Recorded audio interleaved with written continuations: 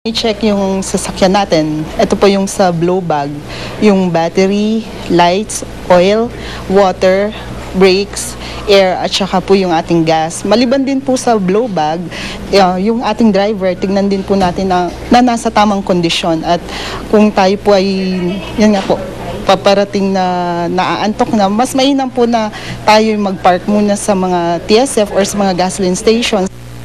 Kung may mga aberya, aksidente o di kaya may katanungan tungkol sa daloy ng trapiko dito sa kahabaan ng NLEX, tumawag lamang daw sa kanilang mga hotline. Pwede rin daw alamin ang daloy ng trapiko sa kanilang Twitter at Facebook accounts. Sa mga oras na ito, Rhea, ay maluwag pa rin ang magkabilang panig ng NLEX, yung mga nanggagaling ng Quezon City papasok ng norte, yung mga probinsya sa mga Bulacan, sa Central Luzon, ay makakaranas pa rin ng maluwag na paglalakbay. Maging yung manggagaling ng NLEX patungo sa Maynila ay maluwag na maluwag pa rin ang daloy ng trapiko. Rhea? Maraming salamat, Jay Taruk. Magplano, magsiguro, makibalita. I am ready. Serbisyong totoo, hatid ng GMA News. Sa malayo ang biyahe, importante pong maayos ang kondisyon ng sasakyan at maging ng driver. Kaya para masigurong ligtas ang biyahe ng mga bakasyonista ngayong mahal na araw, nagsagawa ng surprise inspection ang Highway Patrol Group sa mga bus na biyaheng probinsya. Nakatutok si Marisol Abduraman. Halos isa-isahin ng Highway Patrol Group ang mga bus na biyaheng probinsya sa inspection kanina. Binusisi ang mga makina, mga gulong at mga ilaw ng sasakyan. Sasampal lang yung pulis namin and yung civilian, habang tumatakbo yung sasakyan, tatanungin yung mga pasero, baka meron silang problema, meron silang napapansin, or pati yung pasero, yung driver, yung conductor.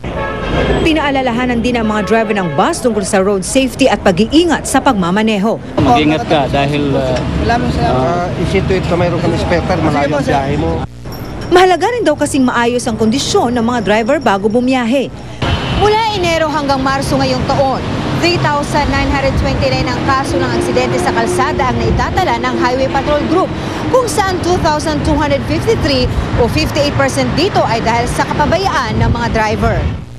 Kundi raw paglabag sa traffic rules, inaantok o nagtitext ang driver habang nagmamaneho.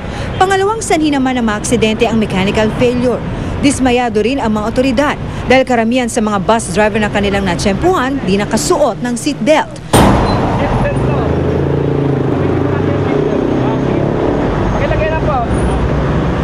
Isa-isa ring chinek ang lisensya ng mga driver. Bagaman abala raw, ikinatutuwa ng mga pasahero ang pag-inspeksyon. Okay lang naman. Para din sa kaayusan sa pagbibiyahe, kaligtasan. para masiguro din yung mga kano namin pasahero. Pati sa mga driver, welcome ito. Maganda naman po yung alituntunin nyo kasi safe ang mga pasahero sa ginagawa nyo. Hindi rin pinalampas maging mga bus na nasa terminal.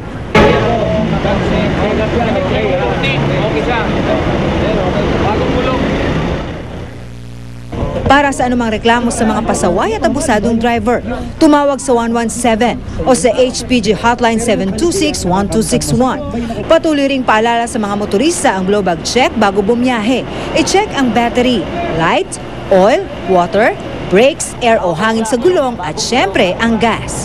Marisol Abduraman, Nakatuto, 24 oras. Ngayong Semana Santa, iba na ang may alam. Maging handa pa rin para makaiwas sa aberya at disgrasya. Magplano, magsiguro, makibalita para I am ready. Samantala mga kapuso, para matiyak na ligtas at matiwasay ang pagbiyahe, mainam daw na siguraduhin in good condition, hindi lang ang sasakyan, kundi maging ang driver. Nakatutok si Julius Segovia. Mapabus, eroplano o barko man, lahat ng biyahe pinagpaplanuhan. Sa mga magdadala ng sariling sasakyan, kahit pa parang sirang plaka ng paalala, isaalang-alang pa rin ang salitang blow bag, battery, lights, oil, water, brakes, air at gas. Bago sila magmaneho, chinecheck po nila yung roadworthiness ng sasakyan. Tama ba yung sa gulong nila po, yung hangin, na-check ba ho nila yung oil, ganon, at iba pa yung brake fluid. Pero ayon sa ilang eksperto, hindi lang daw sasakyan ang dapat na nasa good condition, kundi maging ang mga pasahero at ang magmamaneho nito. Unang-una, sapat dapat ang tulog ng driver para iwas disgrasya. Hindi naman daw kinakailangang may kahalili ang driver, basta tiyakin lang na may pahinga siya sa mahabang biyahe.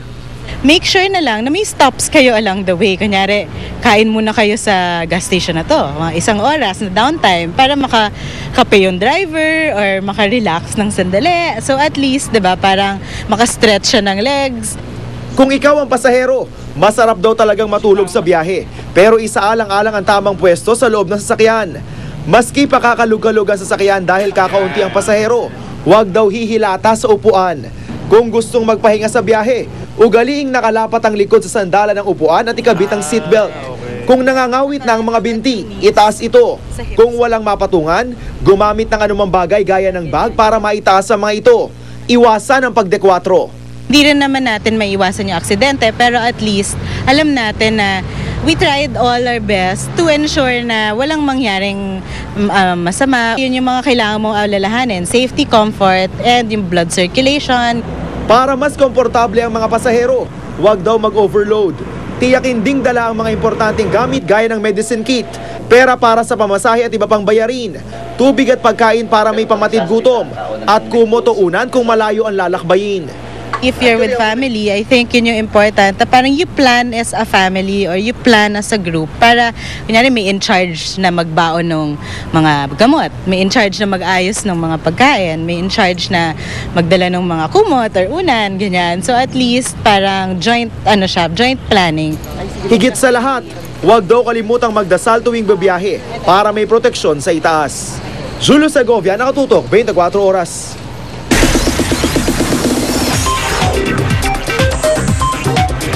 Chika Minute! Hey mga kapuso, simulan na natin ang umaatikabong chikahan. Ready na ba kayo? Latest single ni Charis na sinulat ng half Pinoy international music artist na si Bruno Mars, ilalabas na. Charis, mapapanood ng muli sa Glee. At samahan niyo po ako sa pagsilip sa buhay modelo. Abangan niyo rin ang aking pagrampa sa isang fashion show. Ba kaya? Tutukan ang detalye ng mga yan at iba ko pang chika, maya-maya lang. Susunod, gaano nga ba kamahal magbakasyon sa Boracay? Bahay ng mga awit na si Christian Bautista, pinasok ng akyat bahay gang.